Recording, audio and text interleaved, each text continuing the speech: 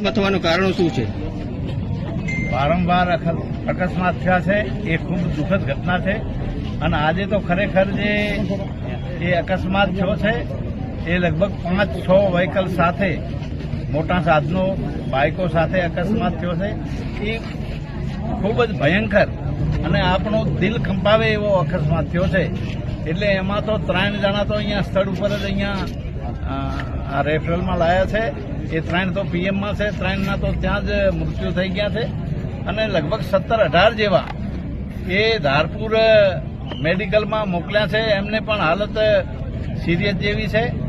એટલે આ મૃત્યુકો જે છે એને હું દિલથી શ્રદ્ધાંજલિ આપું છું અને જે 17-18 લોકોને ધારપુર મૂક્યા છે એને પ્રાર્થના કરું પરમાત્મા પાસે કે જલ્દી સાજા થાય અને આવા અકસ્માત ખરેખર થાય છે અકસ્માત ન બનવા જોઈએ એના માટે પણ કાંઈ સિસ્ટમ એ ગોઠવ